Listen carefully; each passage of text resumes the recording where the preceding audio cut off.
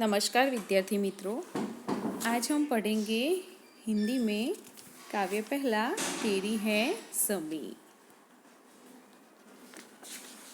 तो यह कविता एक प्रार्थना गीत है जिसमें ईश्वर के प्रति कृतज्ञता का भाव व्यक्त हुआ है। साथ ही ईश्वर की सर्वोपरिता को स्वीकार किया गया है। तेरी है ज़मीं तेरा आसमां, तो बड़ा मेहरबान तो बख्शीश कर। सभी का है तू सभी तेरे, खुदा मेरे तू बख्शीश कर। तेरी मर्जी से मालिक हम इस दुनिया में आए हैं। तेरी रहमत से हम सब ने ए जिस्म जा पाए हैं। तू अपनी नज़र हम पर रखना, किस हाल में है खबर रखना। तेरी है ज़मीं तेरा आसमां, तू बड़ा मेहरबान तू बख्शीश कर। सभी का है तू सभी तेरे, खुदा मेरे तू बख्शीश कर। तू चाहे तो हमें रखे, तू चाहे तो हमें मारे। तेरे आगे झुका के सर खड़े हैं आज हम सारे। ओ सबसे बड़ी ताकत वाले, तू चाहे तो हरा फटता ले। तेरी है ज़मीं तेरा आसमां, तू बड़ा मेहरबान तू बख्शीश कर। सभी का है तू सभी तेरे, खुदा मेरे तू बख्शीश कर। तो यहाँ पे प्रार्थना भगवान से प्रार्थना की गई है।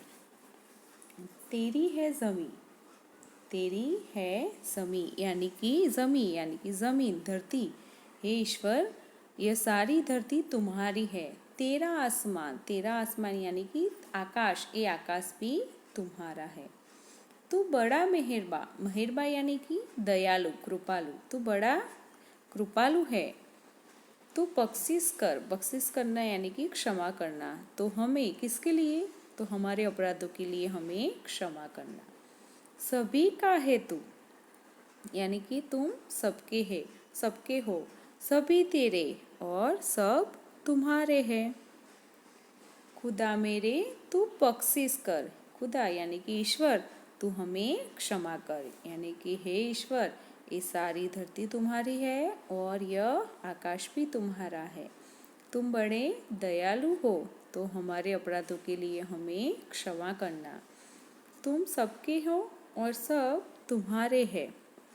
हे ईश्वर, तू हमें क्षमा करना।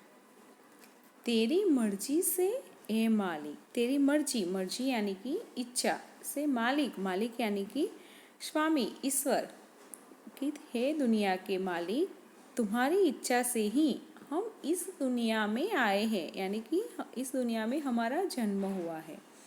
तेरी रहमत से हम सब ने, रहमत यानी कि कृपा दया, तेरी कृपा से ही हमें ये जिस्म और जान पाए हैं। ये जिस्म यानी कि शरीर और जान यानी कि प्राण, तेरी कृपा से ही हमें यह शरीर और प्राण मिले हैं। तू अपनी नज़र यानी कि कृपा दृष्टि हम पर रखना, यानी कि तुम हम पर अपनी कृपा दृष्टि रखना। किस हाल में है एक खबर रखना, तो हम किस हालत में है इसकी हमेशा खबर रखना। तू चाहे तो हमें रखे, तू चाहे तो यानी कि तुम चाहो तो हमें रखो यानी कि जीवित रखो। तू चाहे तो हमें मारे, तुम चाहो तो हमें मार डालो। तेरे आगे झुका के सर यानी कि आज हम सब सारे तेरे आगे खड़े हैं, आज हम सब तुम्हारे आगे सर यानी कि सिर झुकाकर खड़े हैं, यानी कि हम सब तुम्हारी शरण में आए हैं। और सबसे बड़ी ताकत वाले यानी कि सर्वशक्तिमान, तू चाहे तो हर आफत टाले। तुम चाहो तो हम पर आई हर आफत दूर हो सकती है।